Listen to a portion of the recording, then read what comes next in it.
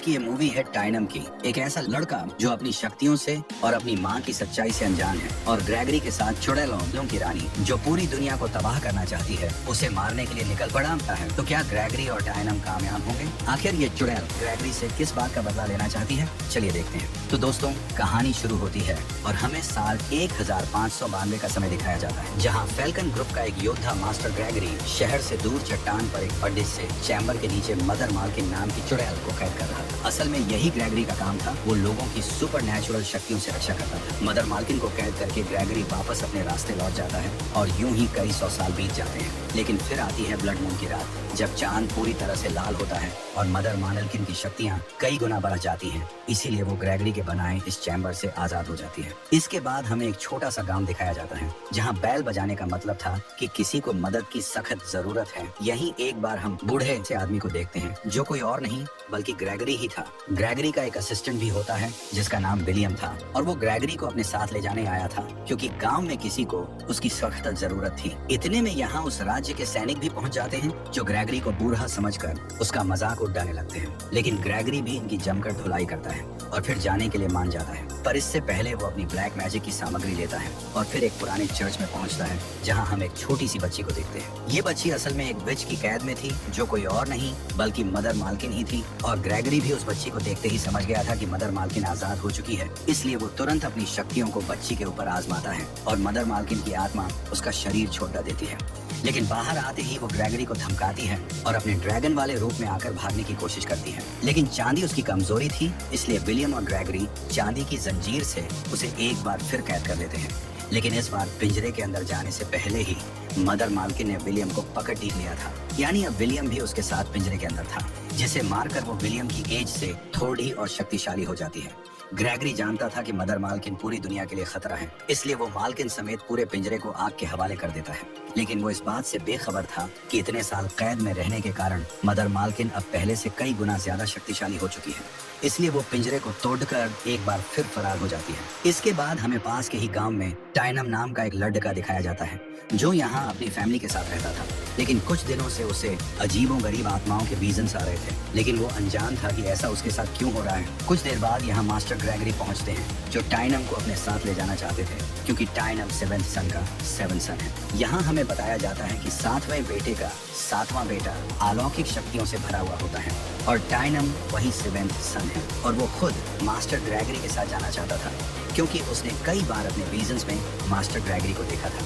लेकिन टाइनम की मदर ये नहीं चाहती थी, पर आखिरकार उन्हें भी मानना पड़ जाता है, और वो अपने बेटे को एक तावीज देकर विदा करती है, जो उसे रास्ते में आने वाली सभी बुरी शक्तियों से बचाने वाला था। दूसरी तरफ मदर मालकिन कई 100 वर्षों के बाद अपने महल में पहुंचती है, जो पूरी तरह से खंडहर बन चुका था। यहाँ मदर मालकिन की बहन लिजी भी होती है, जिसे ग्रेगरी ने पूरी तरह से जला दिया था। लेकिन मदर मालकिन अब इतनी शक्तिशाली थी कि वो एक ही झटके में अपनी बहन की खूबसूरती लौटा देती है। इसके बाद वो अपने खंडहर बड़े महल को शाही महल में बदल देती है। साथ ही ग्रेगरी से बदला लेने की कसम खाती है और अपनी बिखरी हुई सेना को एक बार फिर इकट्ठा करना शुरू कर देती है। दूसरी तरफ ग्रेगरी और टाइनम बाजार में कुछ सामान खरीदने के लिए जाते हैं, जहाँ कुछ लोग एक लड़की को जलाने के लिए ले जा रहे थे, क्योंकि उनकी नजर में ये लड़की एक विच थी जिसका मरना जरूरी था। लेकिन टाइनम इन लोगों को ये कहकर रोक लेता है कि वो मास्टर ग्रेगरी का असिस्टेंट है और इस लड़की से उन सबको निजात दिला सकता है। टाइनम की बात मानकर गाँव वाले भी उसे छोड़ देते हैं और टाइनम उसके बारे में जानने की कोशिश करता है। दरअसल टाइनम ने अपनी विजन्स में कई बार इस लड़की को भी देखा था और वो जानना चाहता था कि आखिर ये कौन है। लेकिन ये अपने बारे में टाइनम को कुछ नहीं बताती और जाते जाते ग्रेगरी को भी इस मुलाकात के बारे में कुछ न कहने को कहती है। अब हमें इस लड़की का घर दिखाया जाता है,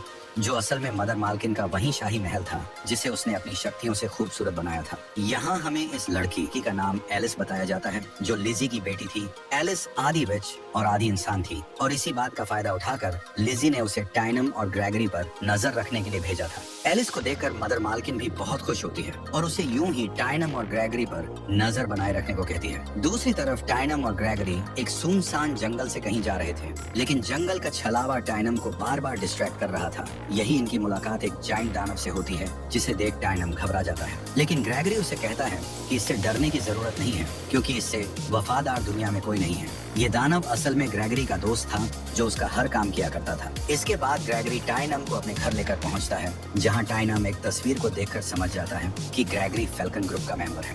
ग्रेगरी बताता बताता है कि वो फैल्कन ग्रुप का आखिरी मेंबर है और ये एकमात्र ऐसा ग्रुप था जो न सिर्फ लोगों को खतरनाक आत्माओं और चुड़ैलों से बचाता था बल्कि विच से लड़ता भी था। ग्रेगरी देखना चाहता था कि डायनम विच से लड़ सकता है या नहीं, लेकिन डायनम हंटिंग में उतना अच्छा नहीं था, इसलिए वो जाकर सो जाता है। लेकिन देर रात उसे दरवाजे पर किसी की दस्तक महसूस होती है और जब वो जाकर देखता है तो वहाँ एक शैतान था जिसे मदर मालकिन ने डायनम और ग्रेगरी को मारने के लिए भेजा था। इससे पहले कि ये शैतान डायनम को मारता, ग्रेगरी उसे मारकर डायनम को बचा लेता है, लेकिन वो ये देखकर बिल्कुल भी खुश नहीं था कि डायनम उससे लड़ने की जगह बचकर भाग रहा था, इसलिए वो नाराज होकर जाने लगता है। लेकिन तभी डायनम एक तलवार फेंक कर मारता है जो सीधा ग्रेगरी के सामने दीवार पर लगती है। यानी डायनम निशानेबाजी में बहुत अच्छा था, इसलिए ग्रेगरी उसे मदर मालकिन के बारे में बताने लगता है कि वो चुड़ैलों की रानी है और बहुत शक्तिशाली है। वो कई 100 सालों तक कैद रही, लेकिन अब वो आजाद हो चुकी है और इस दुनिया में तबाही मचाने के लिए अपनी सेना तैयार कर रही है, जिसमें कई शक्तिशाली शैतान भी शामिल हैं जिनका हमें मुकाबला करना है। रात को जब सब सो रहे थे तब एक बार फिर डायनम को किसी की आहट महसूस होती है, लेकिन इस बार कोई शैतान नहीं बल्कि एलिस थी जो डायनम से ग्रेगरी और उसके सीक्रेट प्लान सुलझवाने आई थी। डायनम इस सबसे अनजान था, इसलिए वो एलिस के सामने सब कुछ बता देता है और बताता है कि कल ग्रेगरी और डायनम मदर मालकिन के महल पर हमला करने वाले हैं। एलिस जो कहीं ना कहीं डायनम से अट्रैक्ट हो रही थी उसे इस सब से दूर रहने के लिए कहती है, लेकिन डायनम ग्रेगरी के साथ अगले ही दिन मालकिन के महल के लिए रवाना हो जाता है। पर बीच रास्ते में कुछ सैनिक इनका रास्ता रोककर इन्हें कहते हैं कि राजा को ग्रेगरी की मदद की जरूरत है, क्योंकि उन्होंने एक बड्ढे से मॉन्स्टर को पकड़ा था जिसे फिलहाल एक पिंजरे में बंद करके रखा गया है। ग्रेगरी भी राजा के पास जाने के लिए मान जाता है और वहाँ पहुँचते ही उसे एक बड़े से पिंजरे में बड्ढा सा मॉन्स्टर दिखता है जो बिल्कुल किसी भालू के जैसा था और अब तक कई सैनिकों को मार चुका था। ग्रेगरी यहाँ पहुँचते ही चांदी की राख इस मॉन्स्टर के ऊपर डालता है और वो अपने असली रूप में आ जाता है। इस माइंस्टर का नाम ओर्ब था, यूरक मालकिन का ही एक साथी था और राजा ने उसे मारने के आदेश दिए थे, इसलिए ग्रेगरी और डायनम मिलकर उसे एक पिंजरे में कैद करते हैं और उसे मारने के लिए ग्रेगरी डायनम के हाथों में मशाल थमाता है ताकि वो यूरक को मार सके। लेकिन डायनम बहुत ही रहमदिल इंसान था जिसने आज तक किसी की जान नहीं ली थी, इसलिए वो ओर्ब को नहीं मार पाता और ये काम भी ग्रेगरी को ही पूरा करना पड़ता है। लेकिन ग्रेगरी डायनम को खूब खरी खोटी सुनाता है कि अगर तुम ओर्ब को नहीं मार पाए तो उस चुड़ैल मालकिन को कैसे मार पाओगे। ग्रेगरी उसे अपने साथ ले जाने से भी इनकार करता है क्योंकि उसकी नजर में डायनम का अब उसके साथ कोई काम नहीं था, इसलिए वो अकेला मदर मालकिन को मारने के लिए निकल जाता है। इधर डायनम को अकेला देख एलिस यहाँ पहुँच जाती है और डायनम की बातों से उसे पता चल चुका था कि उनके साथी ओर्ब को ये लोग मार चुके हैं। लेकिन एलिस डायनम से प्यार करने लगी थी, इसलिए वो नहीं चाहती थी कि डायनम को कोई नुकसान पहुंचे। वहीं डायनम भी एलिस को पसंद करता है, इसलिए ये दोनों एक दूसरे के करीब आ जाते हैं और एक साथ रात गुजारते हैं। इंटीमेट होने के बाद दोनों सो जाते हैं और नींद में होने के चलते डायनम को एक बार फिर विजन आता है जिसमें वो देखता है कि मदर मालकिन ने ग्रेगरी को मार दिया है। डायनम समझ चुका था कि अगर उसने ग्रेगरी को अकेला छोड़ा तो वो मारा जाएगा और अगर मदर मालकिन की जीत हुई तो इस दुनिया का नामो निशान खत्म हो जाएगा, इसलिए वो एलिस को अकेला छोड़कर ग्रेगरी को ढूंढने के लिए निकल पड़ता है और कुछ दूर जाते ही उसे ग्रेगरी मिल जाता है जो डायनम के ही इंतजार में था, क्योंकि ग्रेगरी जान चुका था कि डायनम एक चुड़ैल के प्यार में पड़ चुका है। ग्रेगरी डायनम को एक कहानी सुनाता है और कहता है कि उसे भी कभी एक चुड़ैल से प्यार हुआ था जो कोई और नहीं बल्कि मदर मालकिन थी, लेकिन फिर ग्रेगरी ने किसी और से शादी कर ली और मदर मालकिन इस बात से बुरी तरह टूट गई। उसने अपनी खतरनाक शक्तियों से लोगों को नुकसान पहुंचाना शुरू कर दिया, इसलिए ग्रेगरी को एक बार फिर मदर मालकिन के साथ प्यार का नाटक करना पड़ा, जिसके बाद वो उसे कैद कर पाया। ग्रेगरी कहता है कि एलिस भी एक चुड़ैल है और वो भी अपना असली रंग जरूर दिखाएगी। ग्रेगरी, डायनम और ग्रेगरी का दोस्त ये तीनों आगे बढ़ ही रहे थे कि तभी इनके ऊपर एक मॉन्स्टर हमला बोल देता है जिसे मदर मालकिन ने भेजा था। डायनम पूछता है कि इसे कैसे हराया जा सकता है, जिस पर ग्रेगरी बताता है कि इसे हराना मुश्किल है, इसलिए जितना तेज हो सके भागो। यहाँ डायनम और ग्रेगरी एक गुफा से होते हुए बड्ढे से पत्थर के पीछे छिप जाते हैं, लेकिन माइनस्टर अभी भी इनके पीछे था, इसलिए दोनों नीचे पानी में छलांग लगा देते हैं। ग्रेगरी के अनुसार ये माइनस्टर 770 साल के थे, पानी से डरता है इसलिए वो कभी भी पानी में नहीं आ सकता था, लेकिन ग्रेगरी का ये अंदाजा गलत साबित होता है क्योंकि इनके पीछे ही वो माइनस्टर भी पानी में कूद जाता है और डायनम को पकड़ खींच लेता है। डायनम बहादुरी से माइनस्टर का सामना करता है और अपनी तलवार से उसके सर पर एक जोरदार वार करता है, लेकिन अब भी इन दोनों की जान खतरे में थी क्योंकि जल्दी ये एक ऊंचे से झरने से पानी के तेज तेज बहाव के साथ नीचे जाने वाले थे। इतनी ऊंचाई से गिरने की वजह से जहां वो माइनस्टर बुरी तरह से मारा जाता है, वहीं ग्रेगरी और टाइनम अभी भी सुरक्षित थे। लेकिन पानी से बाहर आते ही टाइनम के ऊपर एक चुड़ैल हमला कर देती है, जो असल में लिजी थी। लिजी जैसे ही टाइनम के गले में पड्डे ताबीज से अपनी तलवार टच करती है, वैसे ही उसकी पाइनवर रिफ्लेक्ट होती है और लिजी दूर जाकर गिरती है। तब लिजी को पता चलता है कि ये ताबीज तो उसकी बहन मदर मालकिन का है, और इसलिए वो तुरंत ये न्यूज देने मदर मालकिन के पास जाती है। इधर ग्रेगरी टाइनम को देखकर बहुत खुश था, क्योंकि उसने जिसे हराया था वो मदर मालकिन की बहन थी। फिर टाइनम ग्रेगरी से इस ताबीज के बारे में पूछता है, जिस पर ग्रेगरी बताता है कि ये ताबीज मदर मालकिन का है, लेकिन कई 100 साल पहले किसी दूसरी चुड़ैल ने इसे चुरा लिया था। तभी उसकी शक्तियाँ कम होती चली गई और ग्रेगरी उसे कैद करने में कामयाब हुआ। टाइनम को ये ताबीज उसकी मदर ने दिया था, इसीलिए उसे ये समझते हुए देर नहीं लगती कि उसकी माँ भी एक विच यानी चुड़ैल है, और सालों पहले जिसने मदर मालकिन से ये ताबीज चुराया था वो उसकी माँ ही थी। दूसरी तरफ एलिस जब महल पहुंचती है, तब मदर मालकिन उसके सामने एक डील रखती है, क्योंकि वो जान चुकी थी कि उसका ताबीज टाइनम के पास है। मदर मालकिन कहती है कि अगर तुम टाइनम के गले से वो मेडिकल स्टोर का ताबीज लाकर मुझे देती हो तो मैं उसकी जान बख्श दूंगी। एलिस, जो किसी भी कीमत पर टाइनम की जान बचाना चाहती थी, वो इस बात के लिए मान जाती है और ताबीज लेने के लिए निकल पड़ती है। एलिस के जाते ही मदर मालकिन अपनी सेना के साथ अपने असली रूप में एक शहर पर हमला करने के लिए निकल पड़ती है, जहां टॉम की फैमिली भी रहा करती थी। ये सभी चुड़ैल और मॉन्स्टर के हमलों से बचकर भाग रहे थे, लेकिन टाइनम की माँ नहीं चाहती थी कि लोग मरे, इसलिए वो मदर मालकिन के मॉन्स्टर को मारने लगती है। पर जल्द ही मदर मालकिन तक ये खबर पहुंच जाती है कि यहाँ एक चुड़ैल ऐसी भी है जो उसी की सेना के खिलाफ लड़ेच रही है, और मदर मालकिन भी झट से पता लगा लेती है कि ये वही चुड़ैल है जिसने सालों पहले उसका ताबीज चुराया था।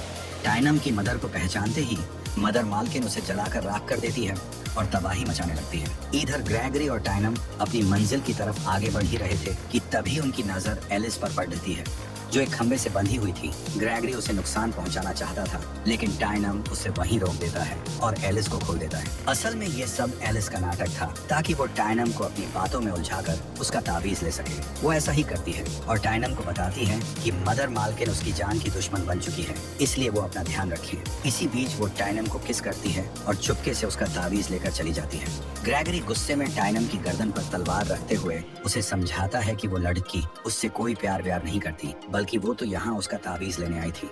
टाइनम जब अपना ताबीज चेक करता है तो वो वाकई वहाँ नहीं था, और एलिस की ये धोखेबाजी उसे बहुत परेशान करती है। वो बहुत दुखी था कि एलिस भी बाकी चुड़ैलों की तरह निकली, इसलिए वो जंगल की तरफ भागता है, जहाँ ग्रेगरी भी उसके पीछे पीछे जाता है। लेकिन यहाँ मदर मालकिन के मॉन्स्टर और बाकी चुड़ैलों उनका पहले से इंतजार कर रही थी। तीनों के जंगल में पहुंचते ही मदर मालकिन की आर्मी इन पर धावा बोल देती है और टाइनम और ग्रेगरी के साथी को खाई से नीचे फेंक देती है। साथ ही ग्रेगरी को मदर मालकिन के पास ले जाने के लिए गिरफ्तार कर लिया जाता है। ग्रेगरी को लगता है कि टाइनम और उसका साथी मारा गया है, लेकिन ये दोनों ही यहाँ जिंदा थे। टाइनम जो बेहोश था, उसे एक बार फिर विजन आता है, और इस बार विजन में उसकी माँ थी। वो बताती है कि वो अब इस दुनिया से जा चुकी है और वो खुद एक चुड़ैल थी, लेकिन दुनिया में मौजूद हर चुड़ैल बुरी नहीं होती है। टाइनम की माँ भी एक अच्छी चुड़ैल थी, जिन्होंने हमेशा लोगों की मदद की और आखिर में टाइनम के फादर से शादी करके अपना घर बसा लिया। टाइनम की मदर उसे बताती है कि वो सिर्फ 7th sun on off 7th सन नहीं है, बल्कि वो एक चुड़ैल का बेटा भी है। इस हिसाब से टाइनम एक बहुत ही बहादुर योद्धा है, जिसके पास मदर मालकिन को हराने के लिए पाइनवर्स है, इसलिए वो मदर मालकिन को हरा सकता है।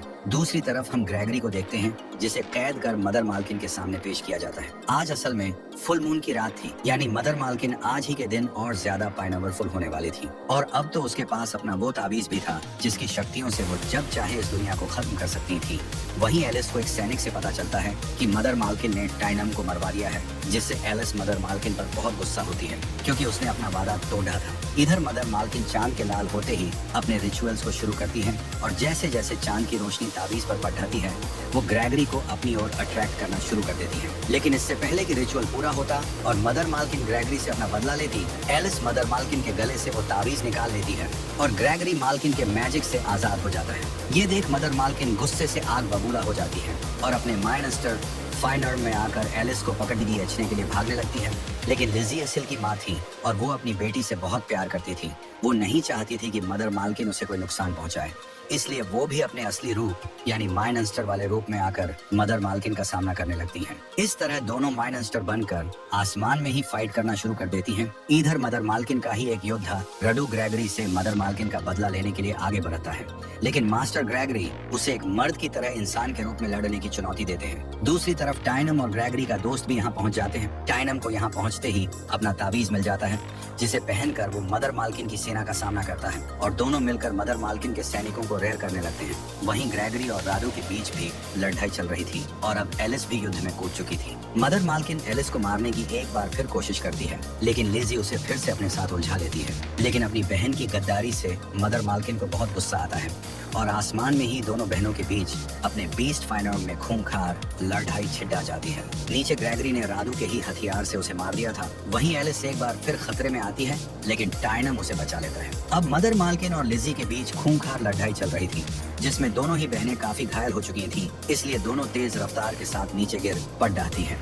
जहां घायल लिजी मदर मालकिन से विनती करती है कि वो एलिस को कुछ न करे, क्योंकि उसकी जिंदगी में एलिस ही सब कुछ है। लेकिन मदर मालकिन, जो लिजी से बहुत नाराज थी, वो एलिस की आंखों के सामने लिजी को मार डालती है। लेकिन अब उसकी पूरी सेना खत्म हो चुकी थी और उसका तावीज भी टाइनम के पास था, इसलिए मदर मालकिन का जीतना नामुमकिन था और वो अपने आखिरी समय में ग्रेगरी के साथ बिताए खुशनुमा पलों को याद करने लगती है। लेकिन वो आज भी ग्रेगरी के धोखे को भूल नहीं पाई थी, इसलिए ग्रेगरी के नजदीक आते ही वो उसे पकड़ डीएच लेती है। पर तभी टाइनम अपनी तलवार से मदर मालकिन को मार देता है और उसके पूरे राज्य को आग के हवाले कर मिशन पूरा करता है। ग्रेगरी टाइनम की बहादुरी से बहुत खुश था, इसलिए वो टाइनम को भी फैल्कन ग्रुप का सोल्जर घोषित करता है। यहाँ एलिस भी टाइनम से मिलने आती है, लेकिन वो जानती थी कि टाइनम का जन्म ग्रेगरी की तरह दुनिया को बचाने और चुड़ैलों का खात्मा करने के लिए हुआ है, इसलिए वो टाइनम को जाने देती है। लेकिन जब टाइनम ग्रेगरी और उसके दोस्त के साथ चलने को कहता है, तब ग्रेगरी उसे बताता है कि अब तुम भी एक योद्धा हो और यहाँ रहकर अपने राज्य और लोगों की रक्षा अकेले ही कर सकते हो। इस तरह ग्रेगरी अपने दोस्त के साथ निकल जाता है और टाइनम और एलिस एक हो जाते हैं और इसी के साथ ये मूवी यहीं खत्म हो जाती है। तो दोस्तों, कैसी लगी आपको ये मूवी? वीडियो पसंद आई हो तो लाइक करके खूब शेयर करें